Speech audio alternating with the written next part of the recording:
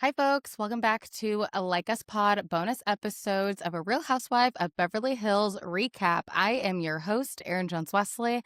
This is the reunion part 2. Let's get into it.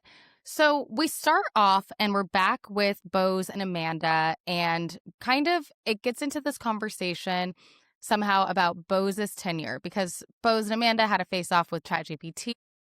Amanda heard that Bose and Erika, which by the way, it wasn't Bose and Erika, it was Erika looked up Amanda on ChatGPT.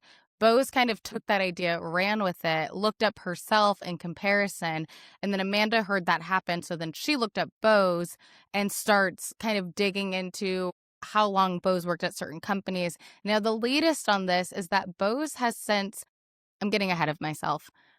They talk on the show about Bose's tenure, and Bose says, look, like Amanda's trying to bring up a critique of me that I don't think is very valid because a lot of CMOs are the first to go in a company and they don't necessarily have always the longest tenure of people in the C-suite because when things go wrong, marketing is the first to blame, which is very true. When she says this, Andy kind of gives Bose a glance that says he's skeptical and doesn't really believe her. And in the moment, Bose doesn't respond to that because I don't think she sees it. But this stirred up a lot of conversation online because someone on Threads had posted that they didn't understand why Andy was looking at Bose skeptically. And then Andy responds that he had never heard of a CMO having such short tenure. And so this was living online for a few hours this morning, Friday, May 1st. And what I love is Bose has been pretty quick to respond to what people say online about the show in a way that housewives have not really done so much in the past. Of course, there have been these moments of crash outs, but Bose does not do crash outs. She doesn't do a housewife crash out. She actually does really intellectually driven videos where she sits down and says, let's talk about the thing that happened. And sometimes she owns her mistakes and sometimes she calls people out. And this time she calls out Andy Cohen. And when she calls out Andy Cohen in the video, she literally calls him out by name. She says, Andy, come here, let's talk. And basically she goes into saying that CMOs do move companies, and she brings up some white paper studies that have been done to talk about this. She also then talks about that only 1% of Fortune 500 CEOs are Black women, which is 3 or 4 would equal 1% of that number. And then she brings up that there's so few that she knows all of them. And she brings up that if she would have been not good at her job, she wouldn't have kept getting rehired by billion-dollar companies. And I know that's right. Like, get him, Bose. It's enough is enough. We don't need to be questioning a woman who made it in corporate to a level that most people just do not, and do not have the aptitude and could not understand what it takes to be Bozema St. John. And the thing is do I think that Bose is always right on the show? No. Like, she's had to own some things that she did that was wrong. But at the same time, we're not going to discredit a Black woman for work that she did that was real, tangible work in the world that she's won awards for. So many times that happens, and it just completely makes me so mad. So I actually love that Bose called Andy out. All he does in his response is he just says, I was unaware. Now I know, basically. And I think that should be good enough, although maybe he should have apologized. Do you think he should have apologized? I think he maybe should have. Because if he had apologized, it would have just said that he acknowledged that he did look at her sideways and maybe that wasn't cool. But him saying he was aware says that he got the video, copy that, moving forward, and maybe they all move forward and it's fine. I did like that Bose made that video though, and that's the latest on that update. Following that, we do see that we are still in Amanda's package, believe it or not. But in this conversation, it turns into Kyle saying that as the women, they should be supporting other women's businesses. And she felt like Bose wasn't supporting Amanda's business and Amanda wasn't supporting Bose's business. And everyone should support each other's businesses. And Dorit says, oh, that's rich coming from you because you didn't support my book party and you haven't been supporting my businesses. And to that, Kyle kind of just starts a different road of conversation to say that she has supported Dorit through a lot of her businesses on the show. Beverly Beach, Selfless Tanner, I guess she had at some point, another clothing line she had at some point, Buca de Pepo, all of these things. And Dorit says, well, I haven't started a business in years. A book is the start. And Kyle kind of then makes a dig and says the book isn't even out yet. Kyle's been being kind of nasty when it comes to Dorit, and it's very clear that they just don't like each other very much, and they should really move on. And I think the point that a lot of fans are missing is Kyle has consistently shown actions that say that Dorit's not her friend. But then she says words like, I just am trying to look out for my friend. You're my friend. I just want to have your support. And Dorit's like, well, which one is it? You're either my friend who wants to have my back and make sure that I'm handling my divorce with looking my best on TV, or you're my enemy and you don't give a shit about me. Pick a lane. And I do think it's hard to pick that lane because it's very clear that Kyle's actions show she doesn't really fuck with Dorit like that. But here we are. So that's Dorit and Kyle's beef. It goes so far that Amanda has to say, like, hey, this is my package. Can we come back to me? And it reminded me of Brittany from Real Housewives of Salt Lake City, like, ting, ting, ting, I have an announcement. Like, this is Amanda being like, but what about me? So they go back to Amanda, and Amanda and Dorit's kind of beef. And Amanda never really gets it, right? Like, she doesn't understand that the issue wasn't whether she had a strong opinion or not. The issue is that she had an opinion and she never owned it. And to this day, she still has not owned it. And you can tell that Erika and Dorit are trying so hard to not echo Lisa Rinna, but they really do need someone to just say, own it, baby, own it. And Amanda refuses to do that. Rachel Zoe chimes in and says, it's less about the opinion and more about what happened at the book party, which, yes, our relatable queen, Rachel Zoe, but also I said this when it happened. I said, I think that the reason why Dorit was going so hard at Amanda that night was less about the opinion about PK or not, and it had everything to do with how Amanda handled the ghostwriter situation. That's what the underlying issue was. And nobody wanted to address that, but that was actually what the issue was with Amanda for the rest of the season. And because it didn't get addressed in the moment, it felt like it was a thing between whether Amanda had an opinion about PK, but that was never the issue. The issue was always that Amanda was kind of raining on Dorit's parade about this book that she was excited for and this book deal she was excited for, and it was not giving I support women. It just wasn't. It was rude. It was not nice. And it just came across as really negative, competitive. And I love that Rachel Zoe was able to acknowledge that, call it out, even though we didn't make a meal of it at the reunion. I did feel like that was a lot of what ended up triggering this larger beef with Amanda, Dorit, Bose, and everyone, because it just wasn't that kind. We go to a break, and Jennifer Tilly and Kathy now join. And Kathy Hilton's so funny. She gets out of the car. She has like all of her things. She's like, hold this, hold that, hold this. Jennifer Tilly shows up and she's wearing this beautiful dress with her face on it. We all talked about that with the reunion look. She outdresses everybody. But when Kathy sits down, she says that she's been on a Jell-O diet that she saw that Michelle Obama and Oprah had been taking. And then she did it, and it was Jell-O and baking soda or something else. And that's all she had been eating leading up to the reunion. And then it made her very bloated, even though she lost a few pounds, and then she got really bloated. And then she realized it was an AI video. And I'm like, oh, God bless Kathy Hilton from AI. Like, we need to put an AI monitor on her phone, on her iPad. You know, she's on the iPad all the time. Poor Kathy. It's so funny, though.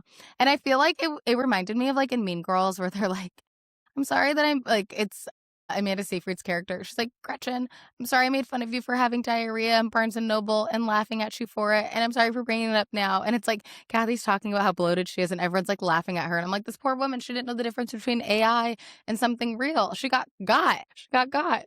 It's then Kyle's turn. And Kyle starts talking about her and Mauricio and how she feels like their wedding with Alexia and Jake made her sad because she didn't feel like her vision of what it would be like to be at her children's wedding would be her not being with her life partner. And that is sad. You know, I think a lot of people who get divorced later in life do have that feeling, and that felt very relatable. But then moving on, Kyle then talks about how, you know, Mauricio was on Real Housewives of Potomac because he loves to get in front of the camera. And all of the women from Potomac end up apologizing to Kyle for, like, you know, saying that they were flirting with Mo and maybe they weren't. And Kyle says, you know, the biggest issue wasn't that whether they flirted with Mo or not. It's that he doesn't need any more of an ego boost. And she's like, we don't need his ego. We need him to actually be humbled a little bit. And I feel like Kathy Hilton made a really good point, was something that she apparently was telling Kyle in the early seasons, is like, you need to stop promoting that your husband is hot. You need to stop promoting that, because compared to Ken Todd, he does look hot. And then Andy kind of digs at that, like, what do you mean? And I don't think Kathy meant anything negative to Ken. It's just he's older than Mauricio. He's a good looking older man, but he's, like he has 20 to 30 years on Mauricio. And so he was the youngest husband at the time on the show. And so when you're comparing him to the other husbands, of course he looks great, but there's a little humility. And I think that, his head got a little bit big.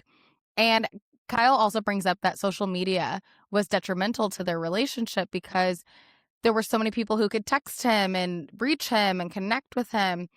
And she feels like that also kind of ended their relationship. But then she also brings up that the fame and money and all the things. And I think these all feel like factors, but I think, they never assumed that they would be as successful as they were. And I think it's even interesting that Kyle says that she used to tell Mo back in the day, we don't have to have a lot of money, but if we don't have a lot of money, we should go live somewhere else. And we should go live in a different city. Like maybe we go live in Vail and you're a ski instructor and we can live a good life and I could be with the kids and that could be our life. And she says that if they would have stayed living that life, she thinks they would have stayed married if they would have done that road instead of trying to make more money and more and more and more. And she thinks that plus social media, plus the show kind of broke them up. And I do think that's really sad for Kyle.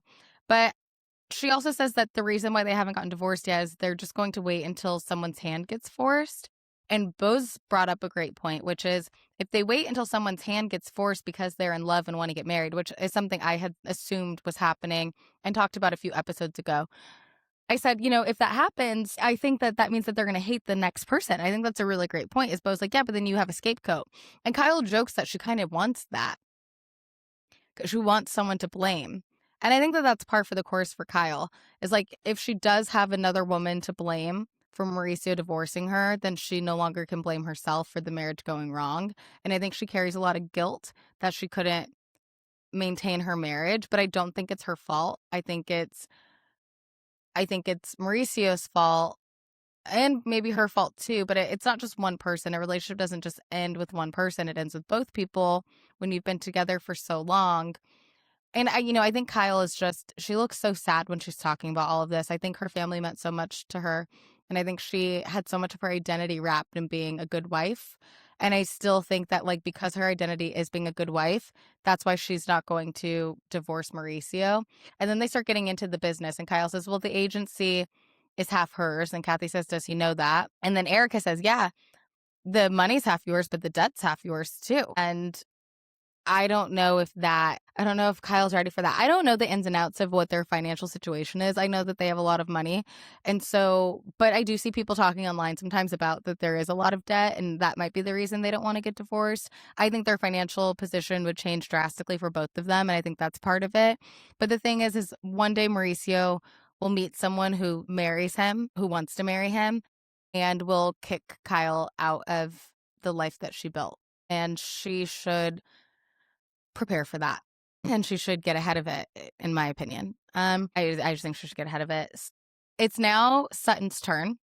And I feel like there's not much to cover except that Sutton is, no more Sutton Strack. She's Sutton Brown and the annulment that came and that it was not seen from the Catholic Church. And we're not getting too much deeper into it. We know that Sutton no longer gets child support, but Sutton's alimony is still $300,000 a month, which is wild. She still gets spousal support. And I'm curious if the spousal support continues when she might not marry anyone else because why would she? But the husband, if he marries someone else, does he still have to pay spousal support? I'd be curious about that. They then get into Sutton skipping Dorit's book party. And Dorit says that she is kind of upset that Sutton skipped it, but what hurt her feelings the most was to see Sutton and Erika. Andy brings up the old tapes of Dorit being at Sutton's fashion party and not really liking the designs too much. And Sutton says that was really hurtful for her. And so she would rather not go than to go and say something mean. And Dorit didn't really feel remorseful because Dorit doesn't really like Sutton. And I don't think Dorit and Sutton have ever really gotten along. And anytime they are getting along, it's just, what do they say? Peace at any price is just war postponed. And that's Sutton and Dorit in a nutshell. That was a little Winston Churchill quote for you all. She's a historian. They then go into Dorit and Erika chatting. And Erika mentions that she was really upset with Dorit for what happened in Italy. And I do think that we will circle back on this conversation when the trip comes up. But for now, that preview really does look like Erika saying that she didn't appreciate that Dorit was saying that she was trying to fight with Dorit in order to give something on the show because Erika had been so vulnerable on the show. But the thing is Dorit didn't know about Erika's vulnerability because she wasn't there for any of that. So I don't know if that's totally fair. That feels like something that you can just say after the fact. It doesn't really feel like a thing that you can say before. And to Dorit's point, Erika hadn't had any real conversations with her on camera. And so from her perspective, it did probably feel forced. I'm not really a Dorit apologist, but I do think that everyone is looking at everything only from their perspective and they're not looking at things objectively. And I even think sometimes the fans aren't looking at stuff objectively. But I do feel like the objective reality of this situation is that everyone is wrong. And I've always said that when it comes to Erika and Dorit's argument, they're both in the wrong. When it comes to Kyle and Dorit, I think Kyle's in the wrong. But Erika and Dorit, I'm not on Erika's side and I'm not on Dorit's side because I think they both are wrong. I think Erika is wrong for jumping into a pylon that she should have kept separate. Whatever her beef was with Dorit should have been separate. And I think that by adding onto a pylon with someone who's already going through a tough time, who had been there for you during your tough time, feels inconsistent and not fair. I think Dorit is wrong by essentially coming for Erika's job in a way. I think that that was also wrong. I do think that Erika should have shown up to the book party, though, and I will stand by that. I think she should have been able to put it to the side if they were really friends like that. I think they should have been able to put it to the side. But I think Erika doesn't have a sister. And I think if she had a sister, she would have shown up to Dorit's party. Honestly, I think if Kyle would have shown up to Dorit's party, Erika would have shown up. And that's what makes it feel like a pylon and unfair. And that's why Dorit is still so upset. I realized in the second part of the reunion, and I'm sure it's because the day has gone on, Dorit has gone a lot sharper than she was at the start of part one. And in part two, there were points where she was not likable and very sharp and a little shrill. I feel like Bose has been handling herself exceptionally well. I think Amanda comes across as very petulant and is coming across in a way where you can tell she's confident in what she's saying. And she goes, "This isn't scary. I love all these women, blah, blah, blah." And sure, I'm sure she believes that. But I think that Amanda's not great at listening. And I think she just comes across as a little hard-headed. She only wants to hear what she wants to hear. And that's fine. I think Sutton's whiny because Sutton is mostly always whiny.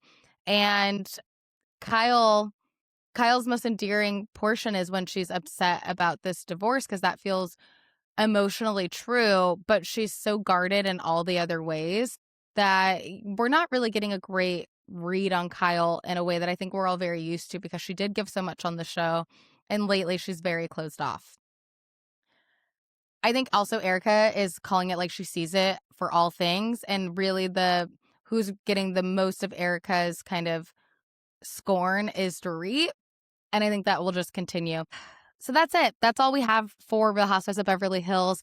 I will be back on Monday doing a recap for Real Housewives of Rhode Island and Real Housewives of Atlanta.